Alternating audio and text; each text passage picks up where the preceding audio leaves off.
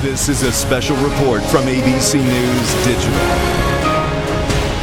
Hello, I'm Ty Hernandez in New York with this ABC News Digital special report. 24 hours ago, the town of Roswell, New Mexico was thrown into terror. A 12-year-old boy walked into a school and opened fire. 2 middle school students were badly wounded. One of them, an 11-year-old boy, shot in the face and still in critical condition. There are few answers for why this happened, but just released 911 calls may help explain what happened in that school yesterday. ABC's Tamon Bradley has all the latest and joins us now with more. Tamon? Ty, Barindo Middle School was closed today, but classes are expected to resume tomorrow. It'll be a difficult day because this community is still very much shocked, and now we have the 911 tapes. Another community rocked by a school tragedy is asking hard questions. 911 tapes capture the terrifying moments at this Roswell, New Mexico middle school after a 12-year-old student snuck into a crowded gym carrying a sawed-off 20-gauge shotgun and opened fire. 911, do you have an emergency? Oh my God! 2 students were wounded. One, an 11-year-old boy who remains in critical condition. He was shot in the face and neck.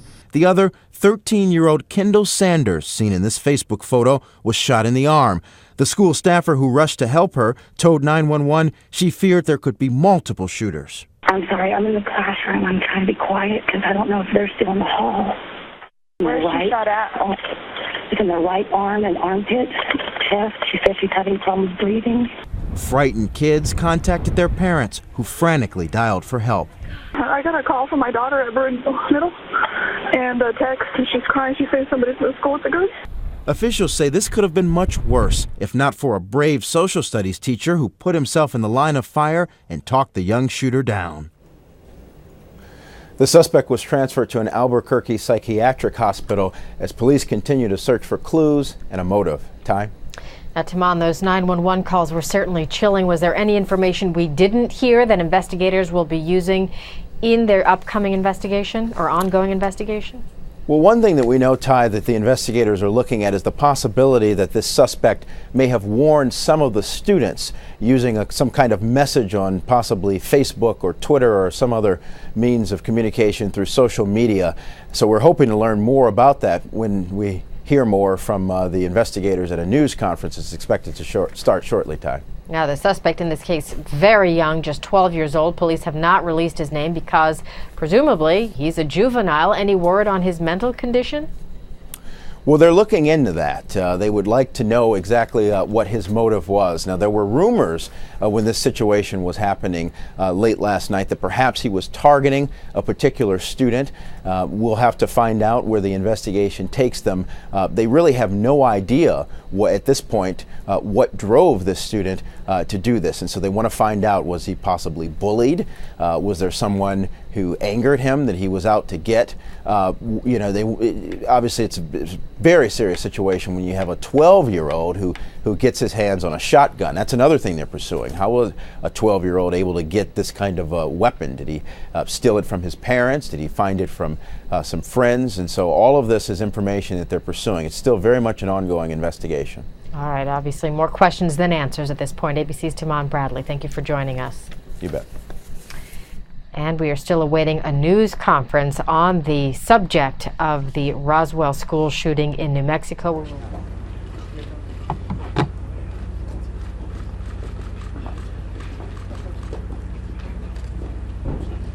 Wow. Where do I put this? Podiums are no longer ours.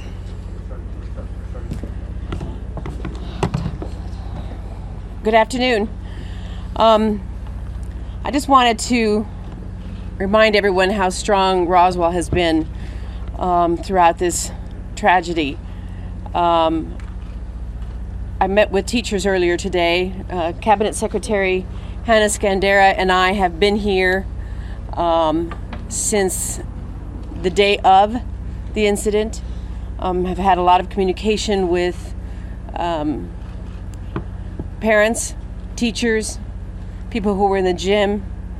Yesterday there were over 1,500 people at the prayer vigil. And I really do encourage the kids and their parents and their siblings to reach out and get to talking to other folks, to counselors. We have counselors that are available at their Turquoise Health and Wellness, and they have offices that are available all day tomorrow for people who want to talk, and they can be reached at 575-623-1480. And yesterday during the vigil, one of the things that was most moving for me was a young man.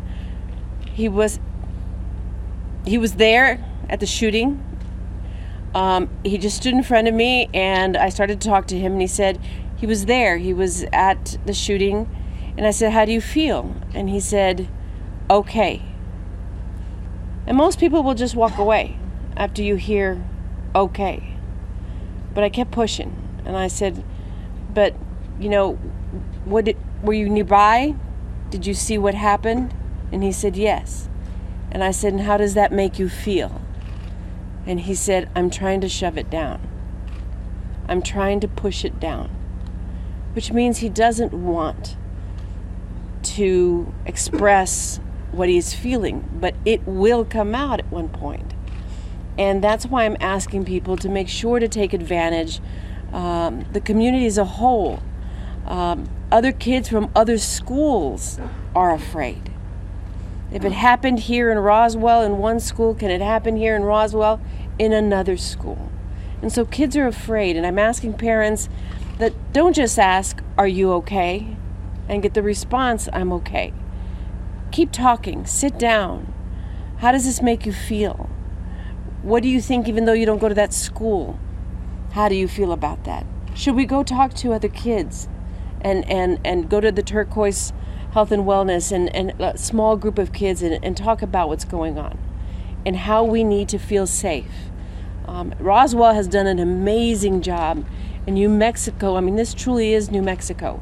People pulling together yesterday, 1,500 folks, praying for each other, praying for those two children. There is not a lot of an update on the two children. Kendall Sanders was upgraded to stable last night and is still in recovery. She's expected to be there about a week or more. She is 13 years old, and she has suffered injuries to her right shoulder. The other child is 12 years of age, and the parents have asked that we officially not give his name, and they have asked for privacy. The child is not, he is in worse condition than Kendall and is still listed in critical condition.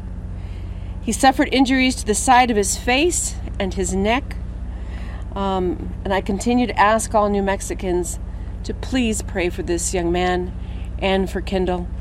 We want to be able to welcome them home.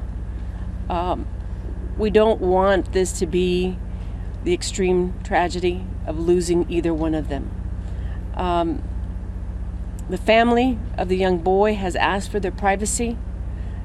They don't want to be bothered right now. They're very, very focused on making sure their little boy is being taken care of.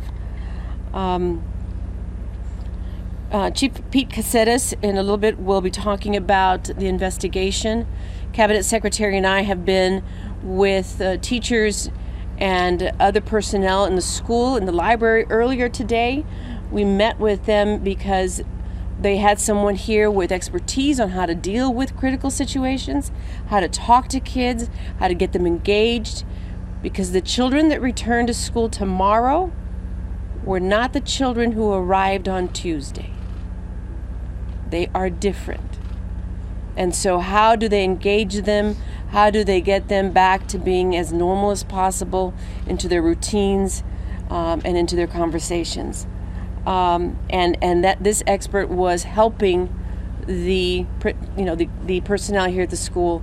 How do you deal with those types of situations when maybe a child just breaks down, and what do you do at that moment?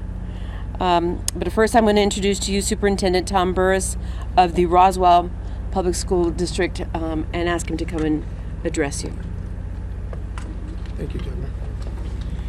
First, I would like to thank the Governor and Secretary Scandera. The outpouring of support from our community, from our state, from the Public Education Department has been incredible. The outpouring of support and kind wishes from superintendents across the state, I believe I've heard from every superintendent. I've heard from kids from the Colorado schools who were involved with things like this, offering to come send a group of kids here, and we will consider that. This is a very difficult situation, and we've been very, very well supported. Our focus, of course, is our kids. Our focus is the well-being of the two that were injured and the well-being of the one who was the perpetrator. These are our kids. It doesn't stop being our kids because they're injured or because they're incarcerated. Our teachers tomorrow have a very, very difficult and stressful day coming, and they've all worked very hard today to prepare for tomorrow. As the governor said, Tuesday when those kids came to school, the teachers were different than they will be tomorrow. Tomorrow they will all be counselors. Every staff member is in there working to prepare the kids for tomorrow. Our hearts go out to our two in Lubbock, and we wish them speedy recovery.